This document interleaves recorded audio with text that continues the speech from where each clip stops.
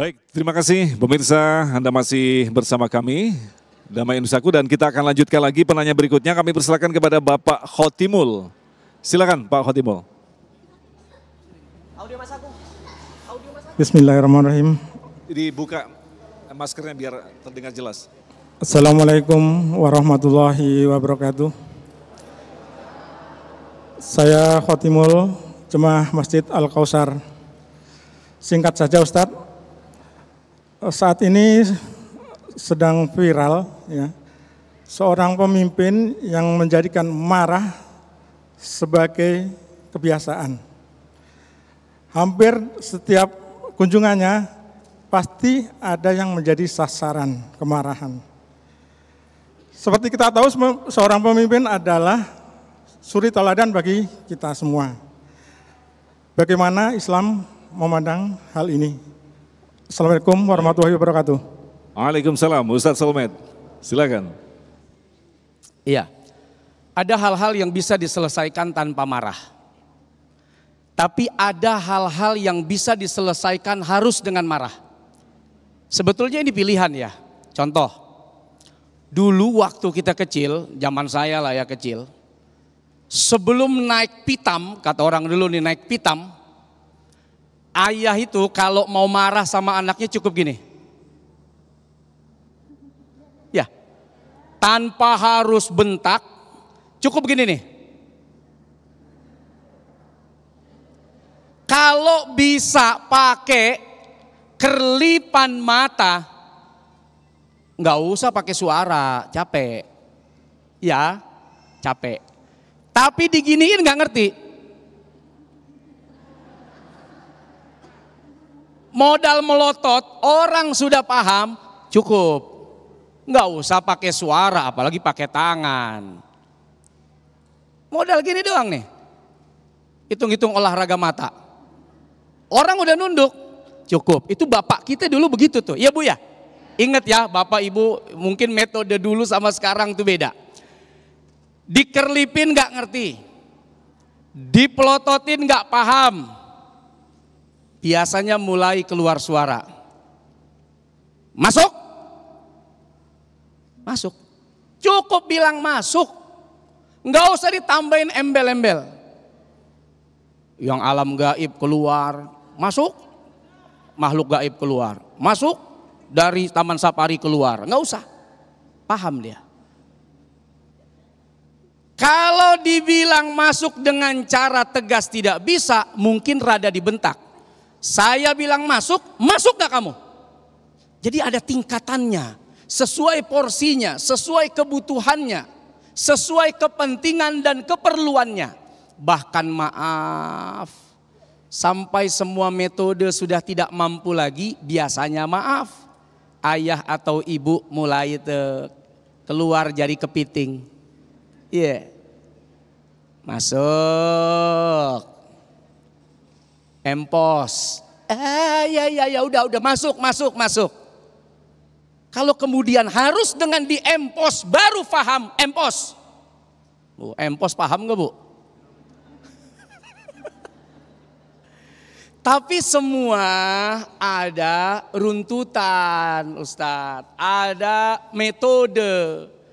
Dimulai dari yang terkecil, terendah, mulai dari yang sedikit madorotnya, terus sampai kepada tingkat yang penting tujuan tercapai. Tapi pelan. Nah, karena kita tidak pernah tahu yang kita hadapi ini orang yang mungkin dengan bisa nggak diatur? Bisa Pak. Mungkin dengan begitu udah cukup. Nah setiap orang tuh beda-beda dalam memahami perintah, memahami instruksi, memahami ucapan seseorang yang kita tidak pernah tahu kecuali setelah kita ajak ngobrol. Kalau bisa ngajak ngobrol kenapa harus marah-marah? Nah seperti itu. Nah Ustadz Jumarudin, ini ada pertanyaan terkait dengan apa yang telah dijelaskan tadi berkaitan dengan anger management tadi. Ketika muncul rasa marah dan kita tidak berkeinginan untuk menyampaikan kemarahan kita beristighfar. Tetapi ternyata justru ketika beristighfar ada sesuatu yang terus tertahan. Ini artinya apakah istighfarnya kurang tepat atau seperti apa, Ustaz? Oke, pertanyaan yang sangat bagus. Makanya marah itu sangat kita butuhkan. Marah-marah itu yang nggak boleh. Betul nggak? Marah itu menyimpan pesan, ada masalah yang harus diselesaikan. Nah karena itulah kita perlu bagaimana mengelola marah. Tadi ademkan dulu, baru bicara. Karena kalau kita marah-marah, coba orang yang marah itu dari setan. Lihatlah matanya yang merah, betul nggak? Lihatlah ototnya yang, makanya kalau ada gila sementara, orang gila sementara itu orang yang lagi marah. Itu kalau kata para ulama. Coba bayangkan, marah itu sebenarnya salah satu cara kita mengkomunikasikan apa yang kita inginkan. Ketika kita salah cara, geprak meja, apalagi dorong tak tembak kamu misalkan begitu. Lalu di depan orang kita mengatakan begitu, orang justru tidak menangkap pesannya, justru yang ditangkap adalah geprak mejanya itu. Justru yang diingat orang apanya? Tak tembak kamu itu. Justru yang diingat orang ini enggak punya kepemimpinan. Ingat, kepemimpinan yang sebenarnya adalah kepemimpinan yang tidak perlu marah. Ada 3 cara kita untuk membuat orang mau melakukan yang kita inginkan. Yang pertama, cukup dengan ngomong, nak belajar. Itu luar biasa. Yang kedua, nak belajar tak beliin sepeda. Itu yang kedua. Yang ketiga, kamu kalau nggak mau belajar tak pukul. Dan para ahli mengatakan, yang disebut pemimpin itu adalah yang pertama, ketika kita cukup dengan bicara saja, anak kita langsung nurut. Itulah pemimpin sejati. Adapun anak kita nurut kalau mau diberi hadiah dulu, orang nurut kalau diancam dulu, itu bukanlah pemimpin yang sejati. Bahkan dulu di pesantren-pesantren banyak kiai-kiai yang menunjukkan kemarahannya itu justru dengan diam. Santrinya pada takut semua ini. Nah, gimana pengalamannya, mungkin bisa berbagi pengalaman ini. Iya. Antara Ustadz Somad dan Ustadz Jumarudin. Iya. Saya sama Kiai Jumarudin ini satu alumni nih. Satu guru, satu alumni dilarang mendahului. Tapi menarik ya. Ya mungkin metode dulu dengan metode saat ini pasti beda-beda ya Pak Bu. Seiring perkembangan zaman. Tapi sekali lagi pasti marahnya guru dengan cara apapun. Baik dengan diam, baik dengan menegur, atau mungkin santri dulu, wah saya kalau udah bikin salah itu jemur, botakin rambut. Botak itu kayak kayak yang di polsek-polsek gitu loh. Yang gratis-gratis itu, serat, udah berantakan. Abis itu rendem. Di mana? Di kobangan ikan yang di atasnya itu ya bebek pada buang air. Ih, seru. Maaf nih, kelihatannya kok kayak gitu ya. Mental kuat. Nggak kena mental kalau sekarang mah begitu. Bener, nggak gampang cengeng.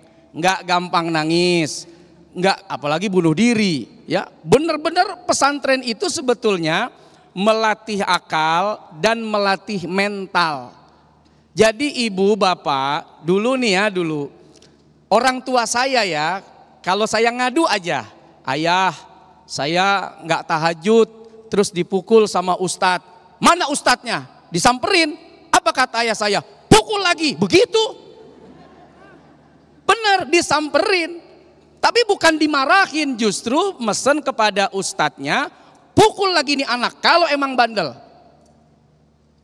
Coba kalau sekarang, gua yang bikin, gua yang ngempanin, lu gua bayar, anak gua lu pukul. Akhirnya yang terjadi, terserah tuh anak mau ngapain aja. Kata gurunya, bodoh amat. Pinter, mentalnya down. Pinter, mental jatuh.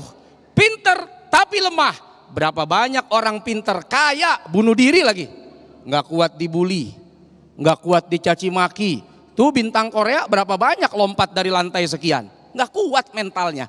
Nah pesantren itu yang kita rasakan Kiai ya, yaitu melatih mental juga tuh Ustaz.